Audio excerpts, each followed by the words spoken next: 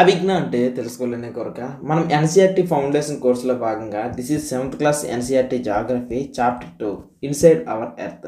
So in case ఎవరికైనా సరే ఈ చాప్టర్స్ కావాలి, జాగ్రఫీ మీరు యాజ్ ఎ బండిల్గా తీసుకోవాలంటే total bundle price 2500 rupees. And లేదు నేను ఎన్సీఆర్టీ ఫౌండేషన్ కోర్సు మొత్తం ప్రైస్గా తీసుకుంటానంటే మీకు దీని ప్రైస్ 4999 రూపీస్. సో దీని యొక్క వ్యాలిడిటీ అయితే లైఫ్ టైం ఉంటుంది. ఇంకా క్లాసెస్ ఎక్కడ ఉంటాయంటే అభిజ్ఞ అకాడమీ యాప్లో ఉంటాయి. సో ఇంట్రెస్ట్ ఉన్న వాళ్ళు మీరు తీసుకోవచ్చు. మనం టాపిక్లోకి వెళ్ళిపోతాం. యూపీఎస్సీలో అండ్ కాంపిటేటివ్ ఎగ్జామ్స్లో one of the most beautiful topic ఏంటంటే ఇన్సైడ్ అవర్ ఎర్త్. ఎర్త్ లోపల ఏముంది, ఎర్త్ లోపలికి వెళ్ళే కొద్ది కూడా ఏముంది. కొంతమంది ఏమంటారంటే ఎర్త్ లోపల కొద్దిగా కిందకి వెళ్ళామనుకోండి నరకం అనేది కనిపిస్తుంది, ఇక్కడ ఉంటుంది అనుకొని చెప్తారు. సో అనేక రకాల మతాలు కూడాను దీన్ని అన్నిటిని కూడా బిలీవ్ చేసుకుంటూ వస్తున్నారు. ఈ రోజుకి కూడాను భూమి కింద అంటే ఇంకొక రకంగా చెప్పాలంటే పాతాళంలో నరకం ఉంది, ఆకాశం పైన స్వర్గం ఉంది అనే ఒపీనియన్ ఉంది చాలామందికి. సో మరి అది ఉందో లేదో మత గ్రంథాలే చెప్తాయి. కానీ సైన్స్ ఇప్పటి వరకు ఏం కనిపెట్టింది, కొన్ని వేల మంది సైంటిస్టులు ఇప్పటి వరకు కూడాను వాళ్ళు కొన్ని వేల సంవత్సరాలు కాదు కొన్ని వందల సంవత్సరాల నుండి వాళ్ళు చేసిన రీసెర్చ్ యొక్క రిజల్ట్ మనం ఇప్పుడు చదివేసుకుంటున్నాం. జస్ట్ 1 అవర్ లెసన్లో వాళ్ళు ఎన్నో సంవత్సరాల కృషి అంతటిని కూడా మనం చదివేస్తున్నాం, సరేనా? సో సైంటిఫిక్ టెంపర్ని పెంచే రకం చూద్దాం. అసలు లోపలికి ఇప్పటి వరకు కూడాను ఎర్త్ లోపలికి ఎంత దూరం వెళ్ళి ఉంటారో అని చెక్ చేసుకొని వెళ్తే ఒక మైనింగ్ ఉంది. ఆ మైనింగ్కి సుమారు ఒక 4 కిలోమీటర్స్ అనమాట తవ్వుకొని వెళ్ళారు. ఏంటి, ఎర్త్ లోపల 4 కిలోమీటర్స్ తవ్వుకుంటూ వెళ్ళారా? ఎస్, 4 కిలోమీటర్స్ మాత్రమే తవ్వుకుని వెళ్ళారు. అది కూడా సౌత్ ఆఫ్రికాలో ఉన్నటువంటి మైన్లో. ఓకే, ఇప్పటి వరకు ఇది 4 కిలోమీటర్స్. అండ్ ఇంకా ఏమైందంటే కొంతమంది సైంటిస్టులు ఆయిల్ కోసం వెతుక్కుంటూ వెళ్ళిన వాళ్ళు ఇంకా కొద్దిగా దూరం వెళ్ళారు, ఒక 6 కిలోమీటర్స్ వెళ్ళారు అనమాట. ఇది భూమి పైన ఉన్నటువంటి ఇంకొకటి. అండ్ ఇంకొక సిచ్యువేషన్ ఏం చేశారంటే సైంటిస్టులు డైరెక్ట్గా రీసెర్చ్ పర్పస్ మీదే భూమి లోపలికి ఎంత దూరం తవ్వుకొని వెళ్దాం అనుకుని ట్రై చేసుకుంటూ వెళ్ళినప్పుడు సుమారుగా ఒక 12 కిలోమీటర్స్ తవ్వుకుంటూ వెళ్ళారు అనమాట. ఇది సిచ్యువేషన్, సుమారుగా 12 కిలోమీటర్స్. ఇప్పటి వరకు ఏం చేశారంటే ఒకటి 4 కిలోమీటర్స్, ఇంకొకటి 6 కిలోమీటర్స్, ఇంకొకటి డైరెక్ట్గా 12 కిలోమీటర్స్. ఇది సిచ్యువేషన్. అయితే ఎర్త్ యొక్క టోటల్ ఎంత, ఎర్త్ యొక్క ఈ టోటల్ ఉంది అని మీకు డౌట్ ఉండొచ్చు కదా. ఎర్త్కి సంబంధించినంత వరకు కూడా టోటల్ లెంత్ ఇక్కడ వరకు చూసుకున్నట్లయితే మనకి టోటల్ లెంత్ అవసరం లేదు. ఇది స్పియర్లా ఉంది కదా. సో ఇక్కడ కరెక్ట్గా మిడ్ వరకు ఉండే రేడియస్ ఎంత ఉందో తెలుసా? 6378 కిలోమీటర్స్. సో ఈ 6378 కిలోమీటర్స్లో మనం ఇప్పుడు వరకు ఫైండ్ అవుట్ చేసిన ఇప్పుడు వరకు మనిషి వెళ్ళిన హైయెస్ట్ డెప్త్ తవ్వుకుంటూ వెళ్ళింది ఎంత అంటే జస్ట్ ఇదిగో ఇంత 1% మాత్రమే. జస్ట్ 1%, ఇంత మాత్రమే. ఇది పింక్ చుక్క పెట్టింది కదా, అంత మాత్రం 1% మాత్రమే తవ్వుకొని వెళ్ళాడు. పాయింట్ మీకు అర్థమై ఉంటుంది. అండ్ దీంతో పాటుగా కొద్దిగా సముద్రంలో చెక్ చేసుకున్నట్లయితే మనం తవ్వలేదు కానీ సముద్రంలో సహజంగా ఏర్పడిన అత్యంత లోతెస్ట్ ప్లేస్ ఒకటి ఉంది, మరియానా ట్రెంచ్ అనుకుని. సో దీని యొక్క లోతు ఎంత అంటే సుమారు 11 కిలోమీటర్స్ ఉంటుంది. ఇది పసిఫిక్ ఓషన్లో ఉంటుంది. ఇది సిచ్యువేషన్. సో మనిషి తవ్వకుండా మనకి కనిపెట్టింది అయితే 11 కిలోమీటర్స్, మనిషి తవ్వుకుంటూ వెళ్ళింది అయితే సుమారు 12 కిలోమీటర్స్ వెళ్ళడం. అది అయితే దీంట్లో ఏముంది సార్, మహా అయితే ఒక 12 కిలోమీటర్స్ కదా వెళ్ళారు, నేను ఇక్కడ నుండి మా ఊరి దగ్గరలో ఉన్న టౌన్కే వెళ్ళిపోతున్నాను, అంత దూరమే కదా వెళ్ళారని మీకు అనిపించవచ్చు కదా. సో ఇది మామూలు విషయం కాదు. మనిషి 12 కిలోమీటర్స్ వరకు కూడాను తన యొక్క హైయెస్ట్ పాయింట్ అని అనిపిస్తుంటే దాని వెనుకున్న రీజన్ ఏంటి తెలుసా? మనిషి ఇప్పటి వరకు కూడా స్పేస్లోకి వెళ్ళగలిగాడు. సుమారుగా 3 లక్షల కిలోమీటర్లు తన ఎర్త్ పై నుండి మూన్ వరకు వెళ్ళిపోయాడు. ఎంత? 3 లక్షల కిలోమీటర్లు. కానీ దీంట్లో ఉన్న జస్ట్ 2 డిజిట్స్ 12 కిలోమీటర్స్ మాత్రం వెళ్ళలేకపోయాడు. 12 కిలోమీటర్స్ మాత్రమే వెళ్ళాడు ఎర్త్ లోపలికి. అంటే అర్థం చేసుకోండి, చంద్రుడి మీదకి వెళ్ళడం ఎంత గొప్ప, ఈ భూమి లోపల ఈ 12 కిలోమీటర్స్ హైట్ వరకు వెళ్ళడం కూడాను అంతే గొప్ప. ఇది కూడా చెప్తున్నాను కదా కింద రివర్స్లో భూమి వరకు కూడాను. సో వీళ్ళు ఇలా భూమి లోపలికి కట్ చేసుకుంటూ వెళ్ళినప్పుడు కొన్ని విషయాలు వాళ్ళు అర్థం చేసుకుంటున్నారు. చాలా స్టడీస్ చేశారు అసలు భూమి లోపల ఏ రకంగా ఉంది అని. రకరకాల ప్రయోగాల వల్ల వాల్కనస్ పేలినప్పుడు కొన్నిసార్లు టెస్ట్ చేసేవాళ్ళు, ఎర్త్ కేక్స్ వచ్చేటప్పుడు కొన్నిసార్లు టెస్ట్ చేసేవాళ్ళు. అండ్ ఎప్పుడైనా సరే ఎర్త్ లోపల ఇలాంటి మైన్స్ తవ్వేటప్పుడు కొన్నిసార్లు చెక్ చేసేవాళ్ళు. ఇప్పుడు చెప్పాను కదా, ఈ 12 కిలోమీటర్స్ డ్రిల్ చేసినప్పుడు కొన్నిసార్లు ఇలా చెక్ చేసేవాళ్ళు. ఇలా భూమి లోపల ఏమున్నాయి అనే విషయాలన్నింటికీ కూడా చాలా వరకు ఆన్సర్స్ వచ్చాయి. అండ్ ఆ ఆన్సర్స్ని మనం ఈరోజు ఈ లెసన్ రూపంలో మనం నేర్చుకోబోతున్నాం. సో వీటన్నిటి రీజన్స్ వల్ల మనము ఇన్సైడ్ ఎర్త్ ఏమేమి ఉంది అనే విషయాన్ని కనిపెట్టుకున్నాం. కొన్ని విషయాలు మనం కనిపెట్టాం. అయితే ఒకటి అబ్జర్వ్ చేయండి, మన ఎర్త్ ఎలా ఉంటుంది తెలుసా? సేమ్ ఒక ఆనియన్ ఏ రకంగా అయితే పొరలుగా ఉంటుందో, లేయర్స్గా ఉంటుందో, సేమ్ అలానే మన ఎర్త్ కూడా ఉంటుంది. సో ఇప్పుడు మనం ఏం చేస్తామంటే ఎర్త్కి సంబంధించినటువంటి ఏమేమి పొరలు ఉంటాయి అనేది మొట్టమొదటిగా చూద్దామా? సో ఎర్త్కి సంబంధించినంత వరకు కూడా మొట్టమొదటిగా ఉన్న పొర ఏంటంటే పైన ఉన్నదాన్ని క్రస్ట్ అంటాం. So this is the crust. దీని తర్వాత సెకండ్ ఉన్నటువంటి ఇంకొక పొర ఉంది. ఈ పొరని ఏమంటామంటే మ్యాంటిల్ అంటాం. ఇది మ్యాంటిల్. అండ్ ఇంకొక పొర ఉంది. ఈ పొరని ఏమంటామంటే చూడండి, ఇక లాస్ట్గా ఉన్న దీన్ని ఏమంటామంటే కోర్ అంటాం. ఇది సిచ్యువేషన్. సో ఈ ఎర్త్ని మీరు ఎక్కువ కంగారు పడకండి. దిస్ ఈజ్ ద సిచ్యువేషన్ కంప్లీట్గా. Crust, mantle, core. పాయింట్ అర్థమైంది కదా? అయితే ఈ మ్యాంటిల్నే మనం 2 టైప్స్గా విడగొట్టచ్చు. మొదటిది ఏంటంటే పైన ఉన్నదాన్ని అప్పర్ మ్యాంటిల్గా, కింద ఉన్నదాన్ని లోయర్ మ్యాంటిల్గా. సేమ్ ఇదే సిచ్యువేషన్. కోర్ కూడా అంతే, పైన ఉన్నదాన్ని అప్పర్ కోర్గా, కింద ఉన్నదాన్ని ఇన్నర్ కోర్గా మనం విడగొట్టచ్చు. ఇది చిన్నపిల్లల లెవెల్ వరకు అర్థం చేసుకోవడానికి. సో ముందుగా ఈ క్రస్ట్ గురించి మాట్లాడతాం. ఇక్కడ ఈ క్రస్ట్ని మనం అబ్జర్వ్ చేస్తే క్రస్ట్ అంటే ఏంటి? ఎర్త్ పైన ఉన్నటువంటి పైన లేయరే క్రస్ట్. సో ఈ ఎర్త్ పైన ఉన్నటువంటి ఈ పైన లేయరే మనకి క్రస్ట్. కాబట్టి ఇక్కడ మీరు క్రస్ట్ని అబ్జర్వ్ చేస్తే this is the part about the crust. Okay, ఈ క్రస్ట్ మీద ఎర్త్కి అన్నిటికన్నా పైన ఏముంటుంది? ఎక్కువ భాగం సముద్రం ఉంటుంది అనుకుని ఇంతకుముందు లెసన్స్లో నేర్చుకుంటాం. 71% సముద్రము, మిగిలిన 31% మీద కాంటినెంట్ ఉంది అనుకుని విషయం మనకు తెలుసు కదా. అయితే ఈ రెండు క్రస్టుల్లో కూడా ఏది ఎక్కువ దూరం ఉంటుంది, ఏది ఎక్కువ సిచ్యువేషన్ ఉంది అంటే, సో ఇది ఎలా ఉంటుంది అంటే కంప్లీట్గా ఇలా ఉంటుంది. ఇదే క్రస్ట్ అనుకుంటే సముద్రం అనేది చూసుకున్నట్లయితే సముద్రం ఇక్కడ ఉందనుకుందాం. ఈ సముద్రానికి సంబంధించిన క్రస్ట్ ఏదైతే ఉందో ఇది జస్ట్ 5 కిలోమీటర్స్ మాత్రమే ఉంది. ఓకే, దీన్ని ఓషియానిక్ క్రస్ట్ అంటాము. ఈ oceanic crust just 5 kilometres. Okay, 5 kilometres మాత్రమే ఉంది. నెక్స్ట్ ఏదైతే కాంటినెంటల్ క్రస్ట్ అన్నామో ఇది సుమారుగా 35 కిలోమీటర్స్ లోతు ఉంటుంది. ఇది సిచ్యువేషన్. అయితే ఇప్పుడు ఇన్ కేస్ ఇక్కడ ఎప్పుడైనా సరే పెద్ద కొండ ఉందనుకోండి, ఇలా కొండ నుండి మనం అబ్జర్వ్ చేసుకుంటూ వెళ్తే అప్పుడు డిస్టెన్స్ మారిపోద్ది. ఇది ఒక 70 కిలోమీటర్స్ వరకు కూడా వెళ్ళిపోద్ది అనమాట. ఇది సిచ్యువేషన్. ఎప్పుడైతే ఈ ఓషియానిక్ క్రస్ట్ కానీ ఇక్కడ ఉన్నటువంటి ఈ కాంటినెంట్ పైన ఉన్నటువంటి క్రస్ట్ కానీ ఈ రెండింటిని అబ్జర్వ్ చేసిన తర్వాత కిందకి వెళ్తే నెక్స్ట్ లేయర్ వస్తుంది అనమాట. ఇది సిచ్యువేషన్. క్రస్ట్ని దాటుకుని వెళ్తే నెక్స్ట్ లేయర్ ఏంటంటే మనకి మ్యాంటిల్ దొరుకుతుంది. అయితే మీరు బాగా అబ్జర్వ్ చేస్తే మనకి ఎర్త్ చుట్టూ కూడా మినరల్స్ ఉంటాయి కదా. ఈ మినరల్స్లోన ఇంకొక థింగ్ ఏంటంటే ఈ కాంటినెంటల్ క్రస్ట్ని కానీ మనం కట్ చేసామనుకో మనకు కనిపించే మినరల్స్ ఏంటి తెలుసా? ఒకటి సిలికాన్ని SiLiCon సిలికాన్ ఉంది కదా, దీన్ని Siగా, అట్ ద సేమ్ టైం ఇంకొకటి ఏంటంటే అల్యూమినియం దొరుకుతుంది అనమాట. ఈ రెండింటిని కలిపి ఒకే మాట చెప్పాలంటే సియాల్ అంటారు. ఇది మొత్తం కాంటినెంటల్ క్రస్ట్ అంతా కట్ చేస్తే మనకు కనిపించే మినరల్స్ అనమాట. ఇవి కనిపిస్తూ ఉంటాయి మేజర్గా. ఇది మేజర్ మినరల్స్. బోల్డ్ కనిపిస్తాయి, బంగారం కనిపించవచ్చు, వజ్రాలు కనిపించవచ్చు, కానీ మేజర్గా. అదే ఈ ఓషన్ కింద ఉన్నటువంటి ఏదైతే క్రస్ట్ ఉందో ఈ క్రస్ట్ని కానీ మనం కట్ చేస్తే మనకు కనిపించేది ఏంటి తెలుసా? సీమ అంటే ఏంటి తెలుసా? Silicon plus magnesium. సో ఇది సిచ్యువేషన్. ఓకే, ఒకటి సిఎల్, ఇంకొకటి సీమ. కాంటినెంటల్ క్రస్ట్లో సీమ ఉంటుంది, అంటే silicon plus magnesium. And continental క్రస్ట్లో సియాల్ ఉంటుంది. సిలికాన్ అంటే silicon plus aluminium. These are the major minerals. Situation అర్థమైంది కదా? ఆ తర్వాత నెక్స్ట్ మ్యాంటిల్ గురించి మాట్లాడతాం. మ్యాంటిల్ యొక్క డిస్టెన్స్ ఎంత ఉంటుంది అనుకోని మీకు సింపుల్గా ఒక మాటలో చెప్పాలంటే ఇది 2900 కిలోమీటర్స్ డెప్త్ ఉంటుంది. పాయింట్ అర్థమవుతుందా? 2900 కిలోమీటర్స్. క్రస్ట్ మనకి ఇప్పటి వరకు ఎంత ఉందని అనుకున్నాం? ఒక 35 కిలోమీటర్స్ యావరేజ్గా అనుకుంటే మ్యాంటిల్ యొక్క డెప్త్ అనేది చూస్తుంటే 2900 కిలోమీటర్స్ ఉంటుంది. ఇది టోటల్గా దీని యొక్క డెప్త్. సో పెద్ద క్లాస్ పిల్లలకి అయితే దీంట్లో ఇంకా ఎక్స్ట్రా ఇన్ఫర్మేషన్ చెప్పొచ్చు, కానీ చిన్నపిల్లలు కదా మీకు ఇంత సరిపోద్ది. మీరు ఇప్పటివరకు కూడా లిథోస్పియర్ అనే మాట విన్నారు కదా. మరి లిథోస్పియర్ అంటే ఏంటంటే ఈ పైన అప్పర్ మ్యాంటిల్ పైన ఉన్నటువంటి క్రస్ట్ ఇదంతా కలిపితే ఒకే ఒక్క మాటలో చెప్పాలంటే దీన్నే మనం ఏమంటామంటే లిథోస్పియర్ అని అంటాం. సో ఇదంతా కలిపి lithosphere. So lithosphere is the part of the crust plus upper mantle, ఇదంతా కలిపి లిథోస్పియర్.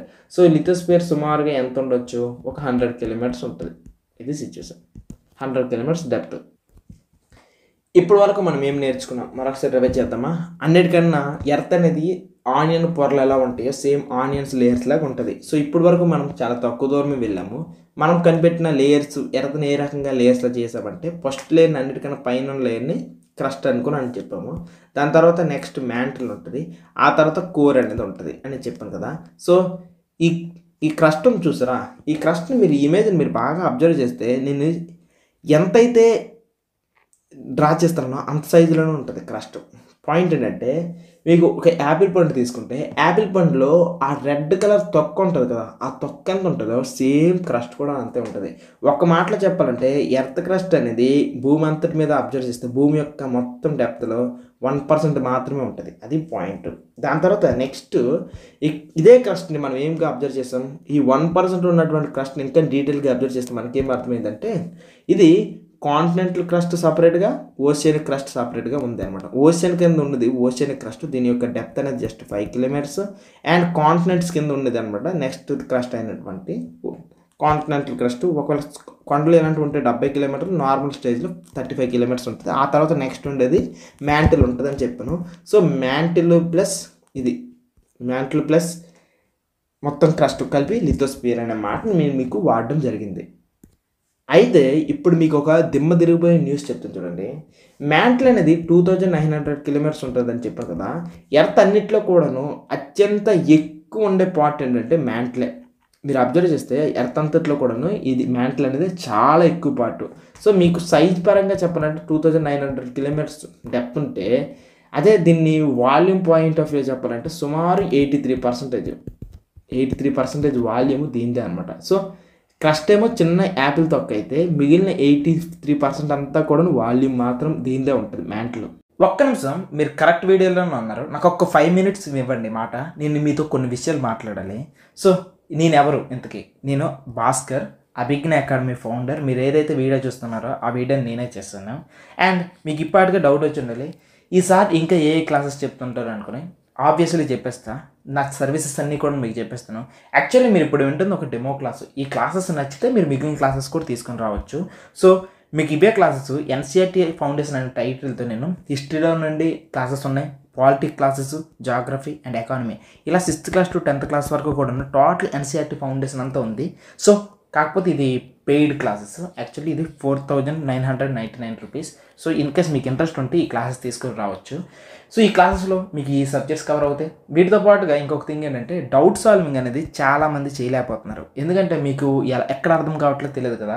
నేను డౌట్ సాల్వింగ్ మెయిన్ చెప్తాను. అండ్ ఇంకా వీక్లీ లైవ్ సెషన్స్ కొన్ని ఉంటాయి. ఈ లైవ్ సెషన్స్, లైవ్ కాలింగ్స్ కొన్ని ఉంటాయి. సో వీటిలో మీకు ఏమేమి డౌట్స్ ఉంటే వాటిని సాల్వ్ చేసుకోవడం జరిగిపోద్ది. సో ఇక్కడ ఒక మాటలో చెప్పాలంటే మీరు క్లాసెస్ తీసుకోవడం మాత్రమే కాదు, మీరు నాతో మాట్లాడచ్చు, మీ డౌట్స్ని కూడా సాల్వ్ చేస్తూ ఉంటాను. ఓకేనా? సో ఈ రకంగా ఇది ఎన్సీఆర్టీ ఫౌండేషన్ గురించి. ఇంతటితో అయిపోయిందేమో అని అనుకుంటున్నారేమో. కాదు, నేను ఇంకా వేరే క్లాసెస్ కూడా చెప్తా. Advanced topics for all competitive exams. UPSC వాళ్ళైతే ఎస్పెషల్లీ వీటిని హ్యాపీగా కళ్ళకి ఎత్తుకొని తీసుకోవచ్చు. యూపీఎస్సీ కానీ, గ్రూప్ 1 కానీ, వేరే కాంపిటేటివ్ ఎగ్జామ్స్కి. నేను కాంపిటేటివ్కి కాన్సెప్ట్ వైజ్గా చెప్తాను. So geography, economy, polity, history ఏవైతే ఈ కోర్ సబ్జెక్ట్స్ ఉంటాయి, ఈ కోర్ సబ్జెక్ట్స్ని బ్రహ్మాండంగా చెప్తాను. ఈ క్లాసెస్ అన్నీ కూడాను మన అభిజ్ఞ అకాడమీ యాప్లో ఉంటాయి. ఇంత మాత్రమే కాదు, చిన్న సబ్జెక్ట్స్ అని ఫీల్ అవుతున్న మీరు వీటిలో నుండి ఎక్కువ మార్క్స్ వస్తాయి. టు బి ఫ్రాంక్, ఎవరైతే ఈ సబ్జెక్ట్స్ని బాగా కవర్ చేస్తారో వాడికి ఎక్స్ట్రా మార్క్స్ వస్తాయి. ఎందుకంటే అందరూ కూడా ఈ సబ్జెక్ట్స్ కవర్ చేస్తారు, కానీ ఈ సబ్జెక్ట్ని కవర్ చేయడం ఒక ఆర్ట్ నేను చేశాను. So disaster management, environment and science and technology, ఇలాంటి ఈ 3 బ్యూటిఫుల్ క్లాసెస్ మీకు హైగా స్కోరింగ్ పెంచేలాగా నేను చెప్తాను. మెయిన్గా కాన్సెప్ట్తో పాటు స్కోరింగ్ చెప్తాను అండ్ డౌట్ సాల్వింగ్ కూడా బ్రహ్మాండంగా ఉంటుంది. ఈ సబ్జెక్ట్స్ కూడా నేను చెప్తూ ఉంటాను. ఇది కూడా మీకు అభిజ్ఞ అకాడమీ యాప్లో ఉంటాయి. దీంతో పాటుగా ఆన్సర్ రైటింగ్ చాలామంది ఇబ్బంది ఫీల్ అయిపోతూ ఉంటారు. అసలు టెన్షన్ ఏం పడకండి. ఆన్సర్ రైటింగ్కి కొన్ని ఫ్రేమ్ వర్క్స్ ఉంటాయి. మీకు ఆ విషయం తెలుసా? ఒక న్యూస్ రిపోర్టర్గా నేను బోల్డ్ సార్లు న్యూస్ రాస్తూ ఉంటాను, ఎస్ఏ రైటింగ్స్ రాస్తూ ఉంటాను అండ్ బోల్డ్ కాంపిటీషన్స్ పార్టిసిపేట్ చేస్తుంటాను. మీకు విషయం తెలుసా? నేను పార్టిసిపేట్ చేసిన ప్రతి దాంట్లో కూడా నాకంటూ ఏదో ఒక ప్రైజ్ ఉంటుంది. ఫస్ట్, సెకండ్, థర్డ్ ఏదైనా ఉండొచ్చు. సో దీనికంటూ కొన్ని టెక్నిక్స్ ఉంటాయి. ఆ టెక్నిక్స్ మీద రాస్తే యూపీఎస్సీ ఎగ్జామినర్ కూడాను మీరు మెప్పించవచ్చు అనమాట. సో అలాంటి కొన్ని ఆన్సర్ రైటింగ్ టెక్నిక్స్ ఉంటాయి. వాటి జస్ట్ ఆ టెక్నిక్స్ తగ్గట్టుగా మీరు రాసేస్తే చాలు, మీకు మార్క్స్ వద్దన్నా సరే పడిపోతాయి అనమాట. సో నేను చెప్పేది ఏంటంటే, మీకు 100 మార్క్స్ రావాలనుకుంటే 100కి 80 మార్క్స్ తెప్పించేంత కెపబిలిటీ ఈ ఆన్సర్ రైటింగ్ సిచ్యువేషన్కి ఉంది అనమాట. సో ఈ వెపన్లో మీరు వాడుకోవచ్చు. మిగిలిన 20 మార్క్స్ ఉంది చూసారా, అది మీ టాలెంట్ ఉపయోగపడుతుంది. సో మీకు 80 వరకు మీరు ఎక్కించడానికి నేను హెల్ప్ చేస్తాను. మీరు ఓన్గా ట్రై చేస్తే మీరు మహా అయితే 40 వరకు రీచ్ అవ్వచ్చు. ఆల్రెడీ నా ఎక్స్పీరియన్స్, నా టాలెంట్ అంతా యూజ్ చేసుకుంటే మీరు 80 వరకు రీచ్ అయిపోతారు. సో మీకు హెల్ప్ అవుతుంది. దీంతో పాటుగా యూపీఎస్సీని అచీవ్ చేయాలంటే డెఫినెట్లీ ఏ కాంపిటేటివ్ ఎగ్జామ్స్కైనా అచీవ్ చేయాలంటే previous year questions analysis compulsory, అది కూడా మనకి ఇక్కడ ఉంటాయి. సో ఎవరికైతే ఈ క్లాసెస్ కావాలి అని అనుకుంటే హ్యాపీగా తీసుకోవచ్చు. సో ఒక్క మాటలో ఇప్పటి వరకు జరిగిందంతా అనాలిసిస్ చెప్పాలనుకుంటే NCERT foundation from 6th class to 10th class ఎవరికైనా కావాలంటే మీరు ఎన్సీఆర్టీ ఫౌండేషన్ అనే టైటిల్తో అభిజ్ఞ అకాడమీ యాప్లో క్లాసెస్ తీసుకోవచ్చు. లేదు ఇప్పటి వరకు చెప్పిన క్లాసెస్ అన్నింటిని కూడా ఇండివిజువల్గా తీసుకోవాలనుకుంటే మీకు ఇక్కడ ఇండివిజువల్ ప్రైసెస్ ఉన్నాయి. సో యాప్లో ఇండివిజువల్గా మీరు ఆ ప్రైసెస్ తీసుకోవచ్చు. లేదు సార్ నాకు ఇండివిజువల్గా వద్దు మొత్తం కలిపి ఏమైనా తీసుకుంటే ఏమైనా ఆఫర్ ఉంటుందంటే ఎస్ ఆబ్వియస్లీ యూపీఎస్సీ బండిల్ అనే పేరుతో ఉంటుంది. సో ఈ బండిల్ ప్రైస్ అంతే 13,999. సో ఈ ప్రైస్కి మొత్తం మీకు యూపీఎస్సీలో ఉన్న ప్రతి సబ్జెక్ట్ కూడా మీకు వచ్చేస్తుంది. ఇంకొక బ్యూటిఫుల్ థింగ్ ఏంటంటే నా మూడ్ బాగుంటే మీకు ఎన్సీఆర్టీ ఫౌండేషన్ కూడా ఫ్రీగా ఇచ్చేస్తాను వీటితో పాటుగా, ఓకేనా. అండ్ మీకు ఈ యూపీఎస్సీ బండిల్ తీసుకున్న వాళ్ళకి ఇంకొక ఏంటిదంటే ఈ వెపన్స్ ఉన్నాయి కదా, answer writing plus PYQ analysis, అది కూడా ఇచ్చేస్తాను. ఎవరికి కేవలం యూపీఎస్సీ బండిల్ తీసుకున్న వాళ్ళకి NCERTs, PYQs, next answer writing, ఈ 3 బండిల్స్ ఉంటాయి. ఈ 3 బండిల్స్ కూడా మీకు ఎక్స్ట్రాగా ఉంటుంది. ఇన్ కేస్ ఎవరికైనా సరే యూపీఎస్సీని ఇక్కడ నా చేతుల మీద మీకు జరిగిపోవాలనుకుంటే మీరు హ్యాపీగా వచ్చేయచ్చు. సో మీ టైం నేను ఎక్కువ తీసుకోలేదు, చాలా ఉపయోగకరమైన మాటలు చెప్పాను. సో ఇన్ కేస్ ఎవరికైనా కావాలంటే మన అభిజ్ఞ అకాడమీ యాప్ ఓపెన్ చేయండి. సార్ ఈ క్లాసెస్ ఎలా ఉంటాయి అనే విషయం మీకు కావాలంటే ఇక్కడ మీకు కొన్ని టెస్టిమోనియల్స్ ఇస్తాను, టెస్టిమోనియల్స్ చూడండి, మీరు హ్యాపీగా మీ ఇచ్చే చాయిస్ అనమాట, ఓకేనా. Thank you and bye. తర్వాత మ్యాంటిల్ తర్వాత మనకు మిగిలింది కోర్ మాత్రమే. ఈ కోర్ చాలా ఎక్కువ ఉంటుంది. ఇది కూడా 3,500 కిలోమీటర్స్ ఉంటుంది కోర్ కూడా. దీని యొక్క మొత్తం సైజు, దీని యొక్క డెప్త్ కూడా 3,500 కిలోమీటర్స్. అండ్ దీంట్లో ఉన్నటువంటి మెటల్స్ ఏం కావాలంటే నైఫ్ అనమాట. నైఫ్ అంటే ఏం లేదు, ఎన్ఐ అంటే నికెల్ అనే మెటల్ ఉంటుంది, అండ్ ఎఫ్ఈ అంటే ఫెర్రస్ అంటే ఐరన్ అనమాట. నికెల్, ఐరన్ లాంటి ఈ మెటల్స్ ఉంటాయి. మీకు ఒక స్ట్రాంగ్ విషయం చెప్పిన, ఇంత లోపలికి వెళ్ళాక ఎప్పుడైనా సరే కింద పార్ట్స్ బాగా లిక్విడ్ లాగా ఉంటుంది, కానీ ఇన్నర్ కోర్ మాత్రం ఎలా ఉంటుంది తెలుసా, సాలిడ్లా ఉంటుంది. ఇదే ఆశ్చర్యం అనమాట. ఇన్నర్ కోర్ ఎలా సాలిడ్గా ఉంది, ఇంత లోపలికి ఉన్నప్పుడు డెఫినెట్లీ కూడా లిక్విడ్లా ఉంటుందేమో అని ఫీల్ అవుతాం, కానీ సాలిడ్లా ఉంది. అంటే ఎందుకు ఆ మాట అన్నాడంటే కిందకి వెళ్ళే కొద్దీ కూడాను మనకు హీట్ పెరిగిపోద్ది, కిందకి వెళ్ళే కొద్దీ కూడాను టెంపరేచర్ బాగా పెరుగుతుంది, అండ్ కిందకి వెళ్ళే కొద్దీ కూడాను ప్రెజర్ బీభత్సంగా ఉంటుంది. అంత ప్రెజర్ ఉన్నప్పటికీ కూడాను ఇక్కడ ఇది ఎలా లిక్విడ్ లాగా ఉంటుంది కంటే సాలిడ్ లాగా ఉంటుంది అనేది ఇప్పటికీ బిగ్గెస్ట్ క్వశ్చన్. ఇది సిచ్యువేషన్. అండ్ ఇంకొక థింగ్ ఏంటంటే ఈ ఎర్త్కి సంబంధించినంతవరకు కూడాను ఇది 84% కదా మ్యాంటిల్ అయితే, ఇది ఎంత పర్సెంటేజ్ చెప్పనా, ఇది సుమారుగా దీని యొక్క పర్సంటేజ్ ఎంత అంటే 15% ఉంటుంది. ఓకే, 15% అయితే ఆన్సర్. నేను చెప్తుంది ఈ 15% వాల్యూమ్లో చెప్తున్నా, ఓకే, వాల్యూమ్లో చెప్తున్నా. మీరు ఇదే కానీ ఎర్త్ అని అనుకుంటే ఇప్పుడు మ్యాంటిల్ అనేది ఈ 2,900 కిలోమీటర్స్ డెప్త్లో ఇంత పెద్ద ప్లేస్ని కవర్ చేస్తుంది కదా. సో అందు గురించే దీని యొక్క వాల్యూమ్ అనేది ఎక్కువ ఉంటుంది అనమాట. అదే కోర్ అనేది చూసుకున్నట్లయితే చిన్న పార్ట్ కదా, దీని యొక్క వాల్యూమ్ అనేది తక్కువ ఉంటుంది. అదే సిచ్యువేషన్. ఈ రెండింటికి తేడా ఇది మేజర్గా. సో ఒక్క 10 మినిట్స్లో మీరు టోటల్గా ఎర్త్లోని ఏమేమి ఉంటాయి అనేది అంతటినీ కూడాను చక్కగా నేర్చేసుకున్నారు. సో సింపుల్గా ఒక మాటలో చెప్పాలంటే ఎర్త్లోని ఏమేమి ఉంటాయి, క్రస్ట్, మ్యాంటిల్, అదే రకంగా లాస్ట్గా ఉన్నది కోరు. ఇవి సిచ్యువేషన్. సో క్రస్ట్ అనేది మనకు 1% వాల్యూమ్ ఉంటే, మ్యాంటిల్ అనేది 84% లేదా 83% వాల్యూమ్ ఉంటే, కోర్ అనేది మనకి 15% వాల్యూమ్ ఉంటుంది. టోటల్గా ఎర్త్ యొక్క రేడియస్ టెక్స్ట్ బుక్ పాయింట్ ఆఫ్లో చెప్పాలంటే 6371 కిలోమీటర్స్. ఇది పాయింట్ 1. అండ్ మ్యాంటిల్ క్రస్ట్లో చూసుకున్నట్లయితే 2 టైప్ ఆఫ్ క్రస్ట్ ఉంటుంది, ఓషియానిక్ది అదే రకంగా కాంటినెంట్లో. ఓషియానిక్ క్రస్ట్లో మీకు సిలికాను మెగ్నీషియం ఉంటే, కాంటినెంటల్ క్రస్ట్లో సిలికాను ప్లస్ అల్యూమినియం సిఆర్ ఉంటుంది. ఇది situation. And core point of వ్యూలో వచ్చినట్లయితే కోర్లో కూడాను ఏముంటుంది అంటే నైఫ్ అంటే నికెల్, ఐరన్ లాంటివి ఇవి ఉంటాయి. సో ఎర్త్ లోపలికి వెళ్ళే కొద్దీ కూడా టెంపరేచర్ పెరుగుతుంటుంది, ఎర్త్ లోపలికి వెళ్ళే కొద్దీ కూడాను ప్రెజర్ అనేది పెరుగుతూ ఉంటుంది అనే విషయం ఇక్కడ వరకు నేర్చుకున్నారు. ఇది టోటల్గా ఇన్ఫర్మేషన్. ఇక నుంచి టాపిక్ కంప్లీట్గా షిఫ్ట్ కొట్టేస్తుంది. సో ఏంటంటే ఇప్పటివరకు ఎర్త్ క్రస్ట్ గురించి కొంత విషయం నేర్చుకున్నాం కదా. ఎర్త్ క్రస్ట్ దేంతో ఫామ్ అయింది, రాక్స్తో ఫామ్ అయింది. సో రాక్స్లో డిఫరెంట్ టైప్స్ ఆఫ్ రాక్స్ ఉన్నాయి. ఇగ్నియస్ రాక్ కానీ, సెడిమెంటరీ రాక్ కానీ, మెటామార్ఫిక్ రాక్ కానీ, ఇలా డిఫరెంట్ రాక్స్ అనేవి ఉన్నాయి. నేను మీకు మాటిస్తున్నాను ఈ వీడియోలో మీకు రాక్స్ అనేవి ఎలా ఫామ్ అవుతాయి అనే కంప్లీట్ ఇన్ఫర్మేషన్ ఇచ్చేస్తాను. సో దట్ అప్పుడు మీకు చాలా హ్యాపీగా ఉంటుంది. మీరు ఇదే లెసన్ని మళ్ళీ హయ్యర్ క్లాసెస్లో మళ్ళీ రిపీట్ అయ్యేటప్పుడు చాలా బాగా అర్థమవుతుంది, సరేనా. సో మీకు ఏ మాత్రం టెన్షన్ లేకుండా సింపుల్గా చెప్పేస్తాను. రాక్ అంటే ఏంటి అనే డెఫినేషన్ మనకు చాలాసార్లు అడుగుతూనే ఉంటారు. అందు గురించి చెప్తాను చూడండి. ఇప్పుడు రాక్ అంటే ఏంటంటే మీకు మినరల్స్ ఉంటాయి, రకరకాల మినరల్స్. ఈ మినరల్స్ అన్నీ కూడాను కలిసి ఒక రాక్ని తయారు చేస్తుంది. సో మినరల్స్ అన్నీ కలిసి కూడాను ఒక రాక్ని తయారు చేస్తుంది. సో ఒక మాటలో చెప్పాలంటే, సింపుల్గా ఒక మాటలో చెప్పాలంటే, rocks are aggregate of mineral elements. For example మీకు మినరల్స్ అంటే ఏమేమి మినరల్స్ ఉండొచ్చు, మీకు మినరల్స్ చూపిస్తా చూడండి. ఫర్ ఎగ్జాంపుల్ ఐరన్ ఉందా, iron one of the mineral.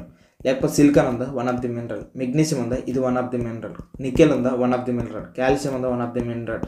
Sodium ఉందా, పొటాషియం ఉందా, ఇది one of the mineral. Sodium ఉందా, మినరల్.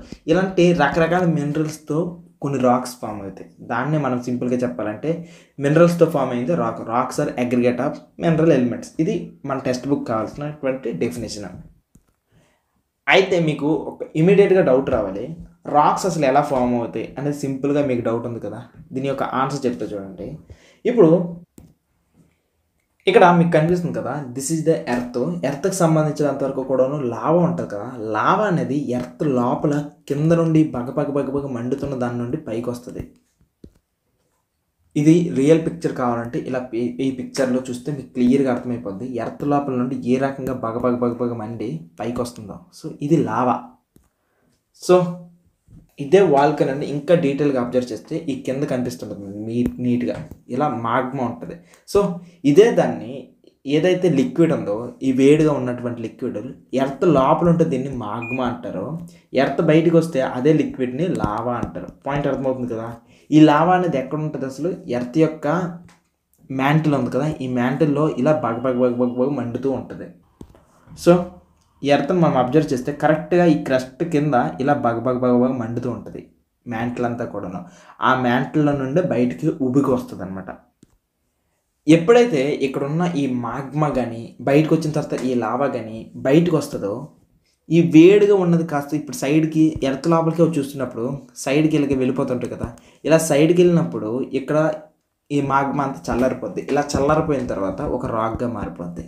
లేదు అంటే ఇదే అనేది లావా రూపంలో ఇలా బయటకు వచ్చినప్పుడు కాసేపు పోయిన తర్వాత చల్లారిపోద్ది కదా, అదొక రాక్గా మారిపోద్ది. అయితే భూమి లోపలైనా రాక్గా మారిపోవాలి సైడ్కి వచ్చి, లేదంటే భూమి బయట అయినా రాక్గా మారిపోవాలి. ఇలా భూమి లోపల మారిపోతే దీన్నే ఏమంటామంటే ఇంట్రూజివ్ రాక్.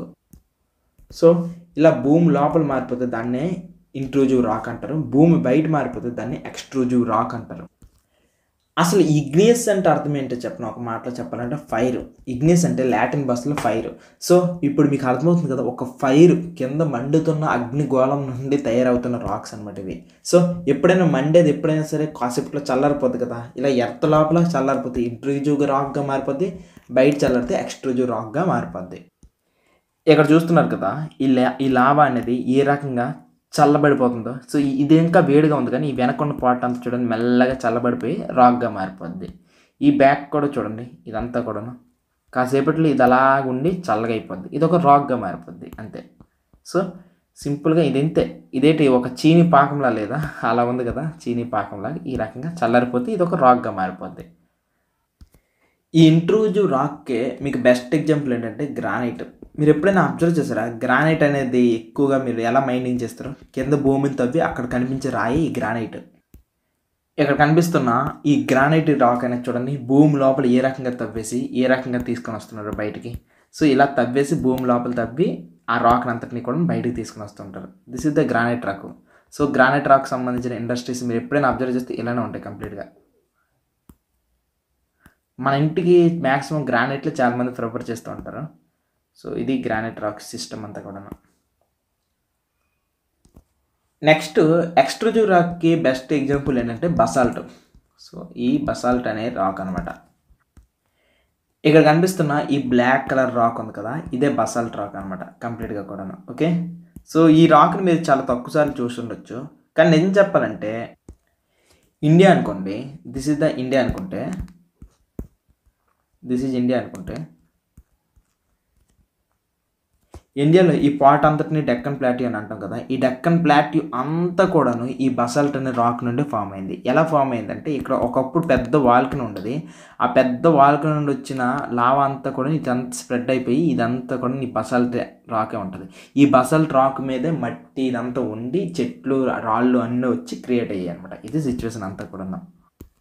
సో అన్నిటికన్నా ఫస్ట్గా ఇగ్నియస్ రాకే ఫామ్ అవుతుంది. ఇదే మెయిన్ రాక్. అందుకే దీన్ని ఏమంటామంటే ప్రైమరీ రాక్ అని అంటాం. ఎందుకంటే ఇదే ప్యూర్. ఈ రాక్ తయారయ్యాకే మిగిలిన ఏ రాక్ అయినా తయారవుతుంది. మిగిలిన రాక్స్ ఎలా తయారవుతాయి సార్ అనుకోని మీకు డౌట్ రావచ్చు కదా. సింపుల్ ఆన్సర్ చెప్తా చూడండి. ఇప్పుడు ఒక రాక్ ఉంది. ఈ రాకు పైన ఉన్న తర్వాత ఈ రాక్ పరిస్థితి ఏంటి సిచ్యువేషను? ఈ రాక్ మీద సన్లైట్ పడుతుందా? సన్లైట్ రోజు పడుతుంటుంది. ఇదే రాక్ మీద విండ్ అనేది పడుతుంటుందా? ఓకే. ఇదే రాక్ మీద వర్షం రెయిన్ అనేది పడుతుంటుంది కదా. ఇదే రాక్ మీద స్నో అనేది పడుతుంది కదా. ఇలా ఇవన్నీ పడుతూ పడుతూ పడుతూ ఉండడం వల్ల ఏమవుతుంది తెలుసా? ఈ రాక్లో క్రాక్స్ వచ్చేస్తాయి. పాయింట్ అర్థమవుతుందా?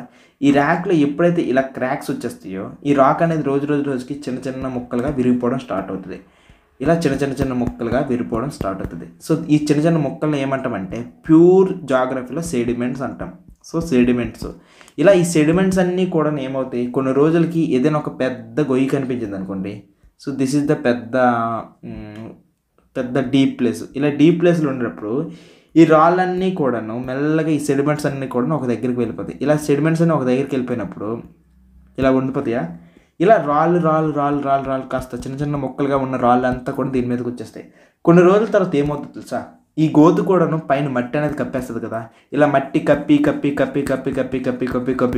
కొన్ని సంవత్సరాలు అయిన తర్వాత ఏమవుతుంది తెలుసా? ఇది బాగా ఎర్త్ ఇది అనుకుంటే ఎర్త్ లోపల కిందకి వెళ్ళిపోద్ది. ఇలా కిందకి వెళ్ళిపోయేటప్పుడు ఏమవుతుంది? ఆబ్వియస్లీ ఇక్కడ మళ్ళీ హీట్ అనేది పెరిగిపోద్ది. హీట్ అనేది ఎక్కువ ఉంటుంది, ప్రెజర్ అనేది ఎక్కువ ఉంటుంది. కాబట్టి ఇక్కడ దూరంగా ఉన్న పార్టికల్స్ అంతా కూడా దగ్గరగా మారిపోతాయి. ఇలా దగ్గరగా మారిపోయి ఇది ఒక సెపరేట్ రాక్గా మారిపోద్ది. సో ఇదంతా కూడా దూరంగా ఉన్నదంతా కూడా దగ్గరగా మారిపోయి ఇది ఒక సపరేట్ రాక్. ఎలా ఉంటుందంటే ఇది ఒక ఐస్ ముక్క. ఈ ఐస్ ముక్కని క్రష్ చేసాము. క్రష్ చేయడం వల్ల చిన్న ముక్కలు వచ్చి దీన్ని మళ్ళీ ఒక గ్లాస్లో వేసి గట్టిగా ప్రెస్ చేస్తే మళ్ళీ ఇదంతా కూడా ఒక చిన్న ఐస్ క్యూబ్లా మారుతుంది. కాకపోతే దీనంత స్ట్రాంగ్గా ఉండదు, కానీ ఇదంతా కూడా గట్టిగా మారి ఇది ఒక చిన్న ఐస్ గట్టిగా మారుతుంది. కోలా అంటాం కదా, కోలా. సేమ్ సెడిమెంటరీ రాక్ అదే. ఇక్కడ ఈ ఇమేజ్ ఎక్స్ప్లెయిన్ చేయడానికి ట్రై చేస్తాను చూడండి. ఇక్కడ ఒక రాక్ ఉంది. ఈ రాకు ఏమవుతుంది? ఎండకి వానకి తడిసి చిన్న ముక్కలుగా అవుతుంది. ఈ ముక్కలు కాస్త చాలా దూరం ట్రావెల్ చేసుకుంటూ ఏదో ఒక ప్లేస్లో కలెక్ట్ అవ్వడం స్టార్ట్ అవుతుంది. ఇలా స్టార్ట్ అయిన తర్వాత కొన్ని రోజులకి దీనిపైన మట్టి ఇదంతా వచ్చి కిందకి వెళ్ళిపోద్ది. ఇలా కిందకి వెళ్ళిపోయినప్పుడు ఇక్కడ ఉన్నటువంటి హై ప్రెషర్ వల్ల కానీ లేకపోతే హై టెంపరేచర్ వల్ల కానీ ఇవంతా కూడా దగ్గరికి అయిపోద్ది. ఇలా దగ్గరికి అయిపోవడం వల్ల ఇది ఒక సపరేట్ రాక్గా ఫామ్ అవుతుంది. ఇక్కడ కనిపిస్తున్న ఈ రాక్ని అబ్జర్వ్ చేయండి. ఈ లోపల చూడండి సెడిమెంట్స్ అన్నీ ఉన్నాయా? ఈ సెడిమెంట్స్ అన్నిటిని గట్టిగా ప్రెస్ చేయడం వల్ల ఇది ఒక రాక్గా మారింది.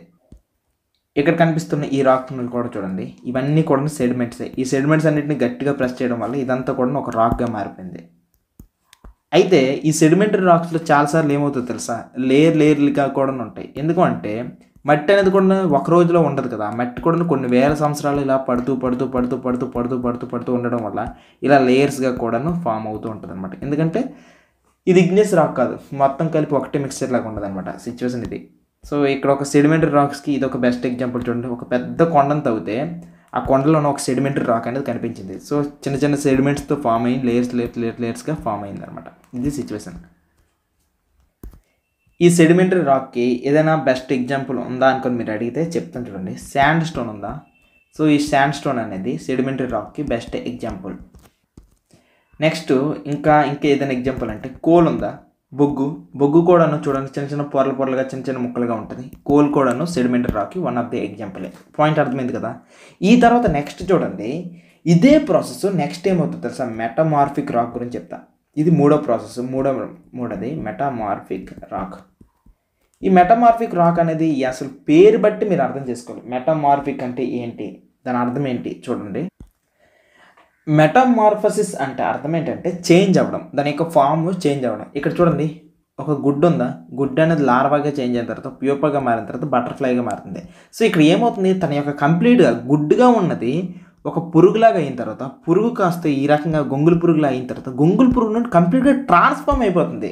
దీన్ని ఎవడు కూడాను ఇది గొంగుల పురుగు నుండి వచ్చింది, ఈ అందమైన సీతాకోకచిలుక అంటే ఎవడు నమ్మడు. ఇక్కడ జరుగుతుందంటే కంప్లీట్గా ట్రాన్స్ఫార్మేషన్, కంప్లీట్గా దాని యొక్క సిచ్యువేషన్ మార్చుకుంటుంది, దాని యొక్క ఫామ్నే చేంజ్ అయిపోతుంది. ఇక్కడ కూడా ఈ రాక్ అలానే ఫామ్ చేంజ్ చేసుకుంటుంది. ఎలా అంటే ఇక్కడ చూసారా, ఈ రాక్ అనేది సెడిమెంట్స్ వల్ల ఎర్త్లో ఒక చిన్న లేయర్ వరకు కూడా వచ్చింది కదా.